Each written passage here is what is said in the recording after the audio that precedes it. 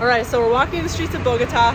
Andrew and I have just found a secret, abandoned, historic Jewish community. So we found an old hotel that used to be Jewish. We'll show you why we know here in a second. But we also know that in this area that Jewish people kind of always have to be in walking distance. The place of worship, the synagogue, they got to be able to go to shul. And so they're always going to be around each other. You're going to notice it here. So let me show you now. So this is, what's it called again? It's called a mezuzah. Mezuzah. Inside is a scroll, and Jewish people would mount these next to their doors, and they're always kind of like sideways like this. These ones have been painted over. That's how you know they were Ashkenazi Jews, because if it's slanted. sideways, it's slanted. Okay. The straight ones are usually Sephardic Jews. So there used to be an Ashkenazi Jewish community here.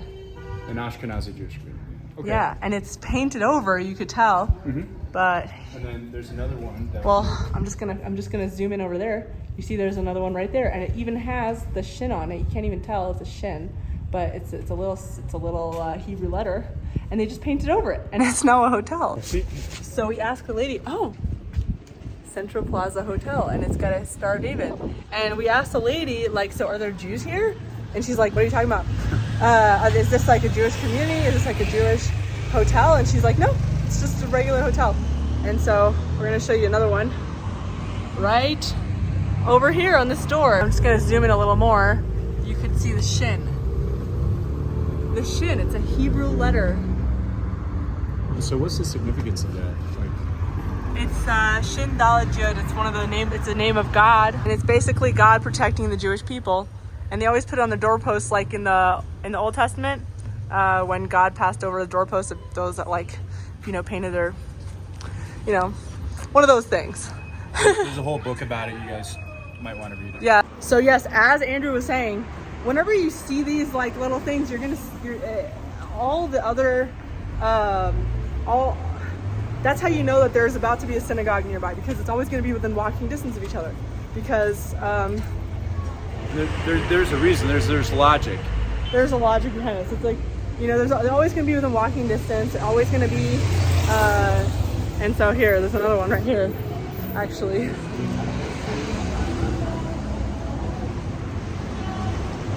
So this is a restaurant. So this is different than the building we were looking at before.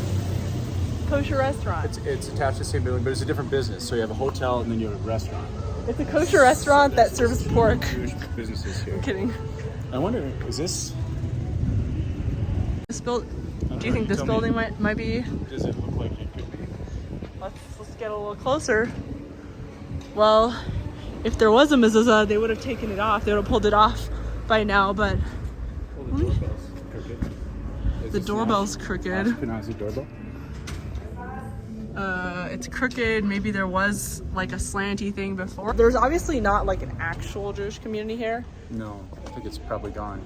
Yeah, because if there was, because we were here yesterday, and it's Saturday, if there was, we would have seen people walking the streets, because Orthodox Jews don't use electricity and drive on Shabbat. Yeah. But Which is why they need to be walking distance away from synagogue, because I'm blowing a cover on the Jews. So the neighborhood that we're in is Candelaria? It's a Candelaria neighborhood, and so it's just interesting because there's also a lot of definitely a gentrifying neighborhood. So maybe there used to be a Jewish ghetto here, which is that would have been very interesting. So we're looking for the signs. Yep. What else could you say about the Candelaria neighborhood? Yeah, it's kind of turned more into a part. It's an older part of the city. Some of it has the original kind of cobblestone streets, which you don't see very much of. So there are older parts of the city here, and a few blocks that way, there's actually still cobblestone showing. So we know it's an older part. The neighborhood's older, but what it's turned into lately is kind of like an expat, kind of trendy hipster hangout. You'll see loads of foreigners here. It's kind of a party spot, kind of an expat spot. So very artsy. It's not what it used to be. It's completely different. But you can see there's this neat urban archaeology. If you look really close and you walk around, you can see these little signs. And I think it's really cool. It's really exciting that we walk by those buildings and notice these details. And I would love to know more about what was here, the community that was here, the people that were here. We'll look for more signs as we walk around too. Let's keep looking. This construction looks very like European. It feels like it doesn't really belong, Doesn't belong in Bogotá. Bogotá, yeah. Like Maybe it was built by Jews, by Ashkenazi Jews. maybe they just developed the neighborhood. You know? Calle de Aseo, Institute for Hispanic Culture. Oh, La Menorah. Hey, babe. La Menorah. Find like an older resident here that's been here for a long time, like somebody from the neighborhood. Maybe ask them a few questions about it, see if they can help us out. That might know, like, what's up. Yeah. Yeah, maybe like at a little shop, maybe like an old bar or shop. Yeah, let's keep our eyes peeled.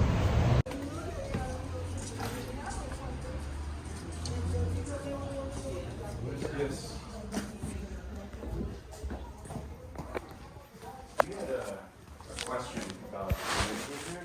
Do you guys speak English or? ¿Hay guías, hay unos guías? ¿En Charo? Si llegas a la esquina, la próxima esquina. ¿Qué es Charo? ¿Qué es Charo? Chorro de Cabeza es una plaza. Oh, in the Es una square? plaza antigua Okay. donde está la primera casa de Bogotá, a la vuelta. Okay, Casa de Bogotá. Okay. Se llama Santa María. Santa María, ¿es Es la como- iglesia? No, es un barcito, restaurante y café. Ok. Pero esa es la primera casa de Bogotá. Ahí van y te dicen toda la historia. Oh, wow, okay.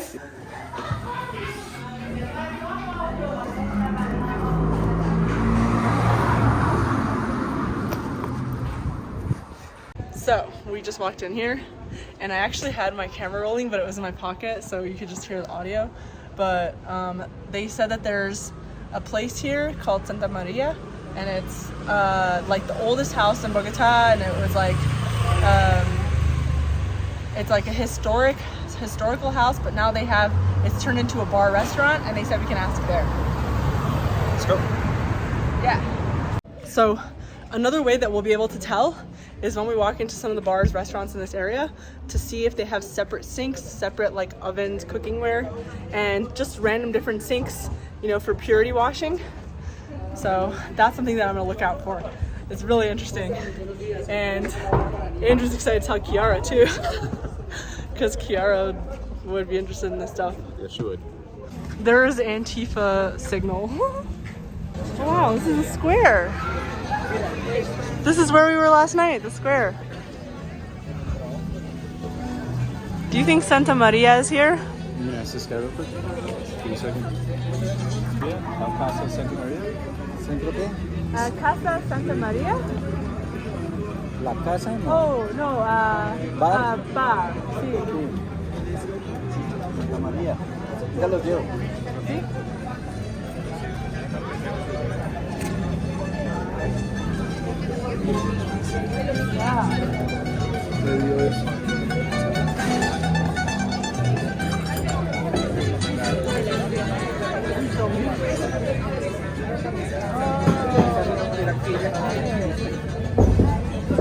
Santa María Bar.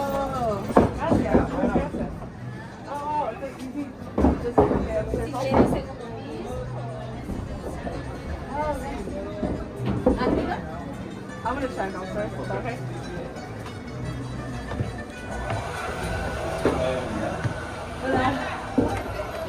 Oh, it's over here.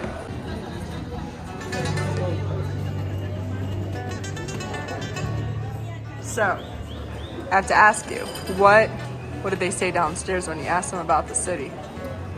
They actually didn't know a whole lot. It was a young mother with a child, and This is Casa Santa Maria, right?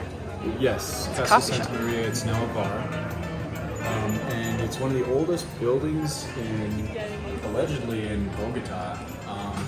So if you look around the room, there's like a whole bunch of like Catholic themed pictures, and one of the pictures is like a nun, but she's kind of like contrasted against modern Bogotá. I feel like this is a picture from like the 1970s or something like that, maybe. Nice.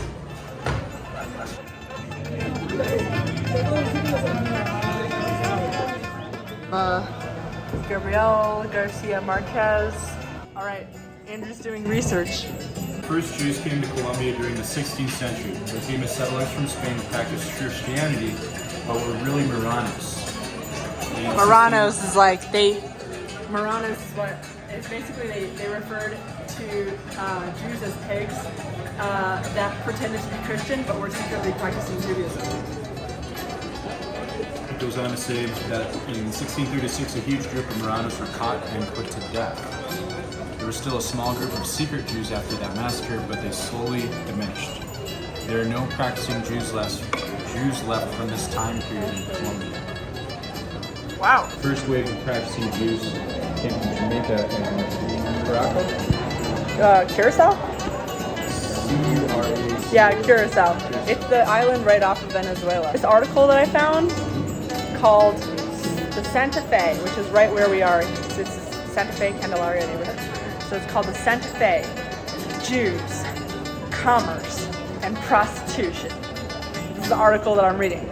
So the Santa Fe neighborhood emerged in the 30s when members of the Tafur Villalobos family, members of the okay, blah blah blah blah blah blah blah. At the same time, according to Enrique Martinez, an expert in Jewish territories in Bogotá, with the approach of World War II, the country's Jewish community was not allowed to emigrate. They had restrictions placed on the Jews in Latin America. Is that real? So I guess they had restrictions placed on them. They were prevented from returning to Europe, and the community therefore began investing in real estate. So nearly 20% of the lots in this area were actually purchased by Jews. That's why they had like, okay, and okay, I'm just like zooming through this. So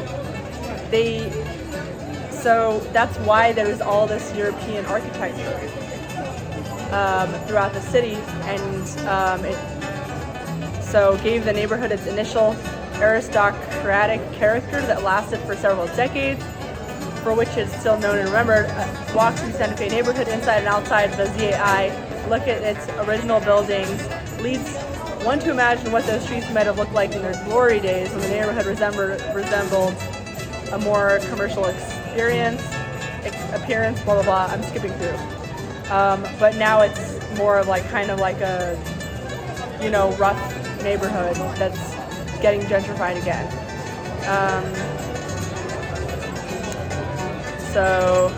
And then I guess it became like a rougher neighborhood, and there started to be like prostitution, sex workers, and all that stuff. And eventually the Jews started moving out, because Candelaria was like the more central neighborhood, and the Jews started moving out to like Chapinero and up north, and the less like central neighborhoods. So this used to be like a central area, and now it's kind of like, and then it became like really rough and stuff. And then I think now it's starting to be gentrified again, but we don't see any Jews around here. And actually the Chabads and like the synagogues now are kind of more up north in the other neighborhoods.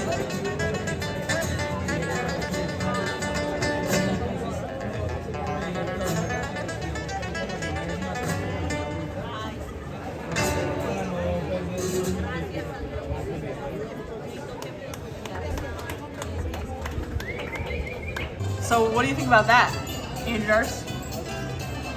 I mean, it's fascinating to read about it.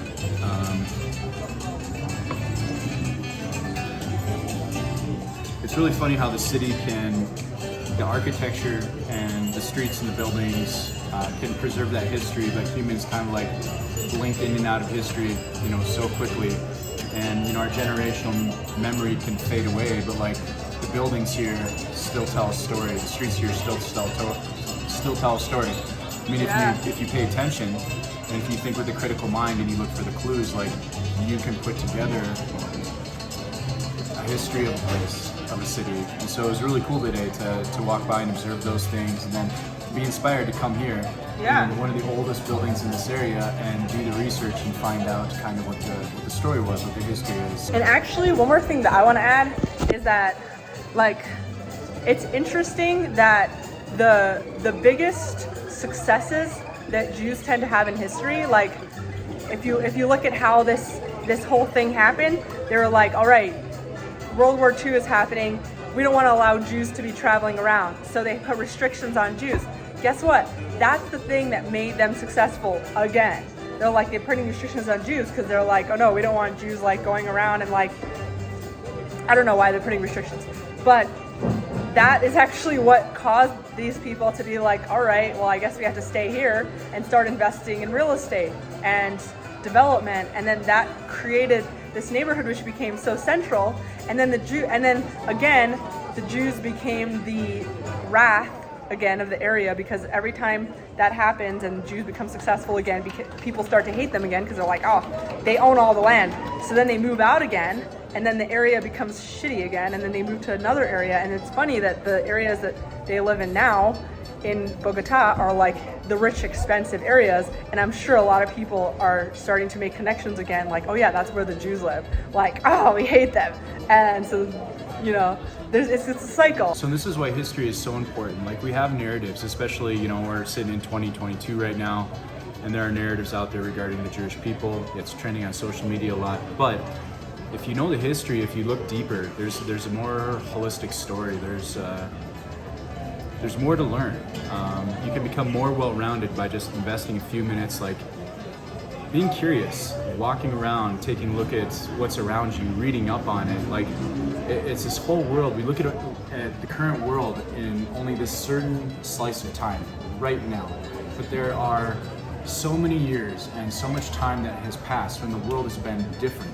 Even in a single place, even in Bogotá, in the Candelaria neighborhood, there has probably been a movement of different peoples through this individual neighborhood that is so varied and amazing and diverse.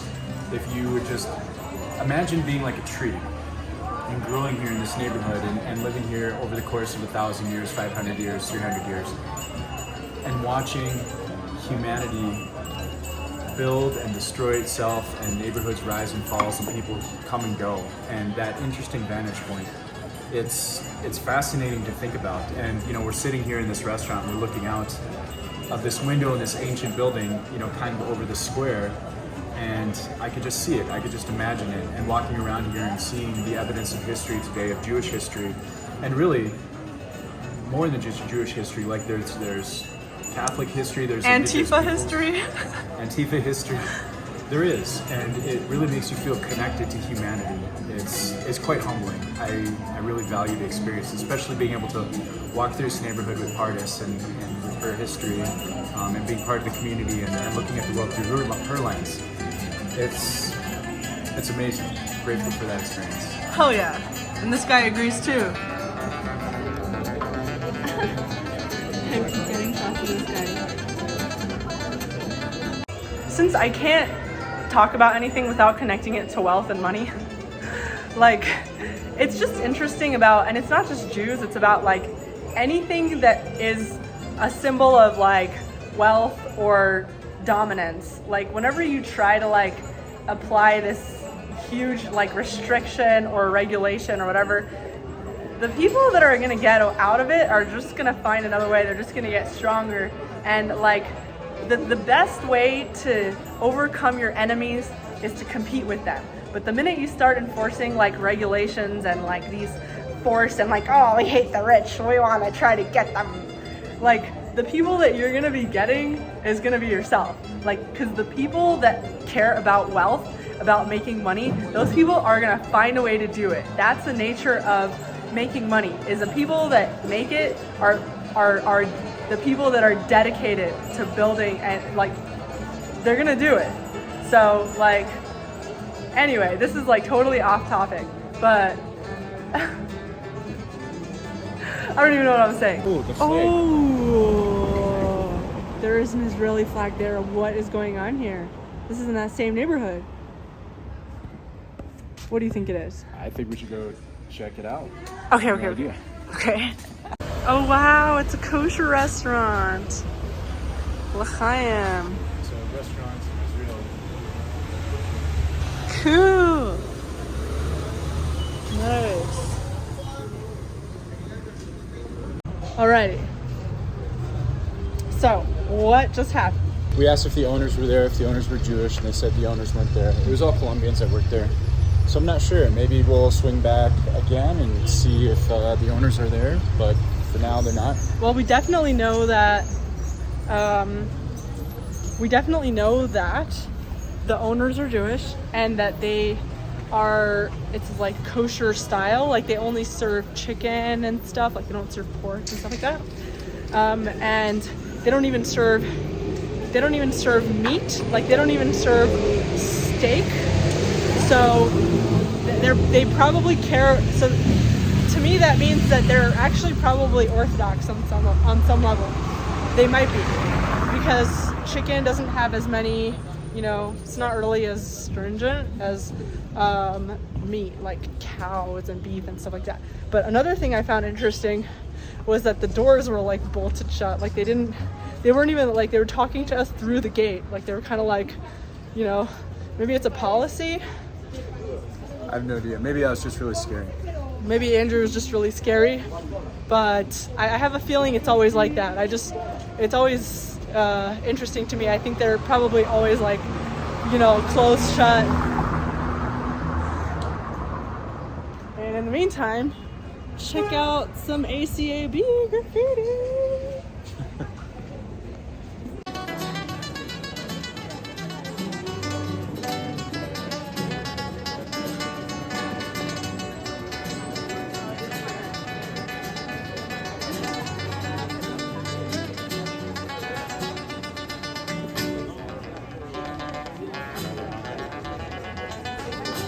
I want to get the audio.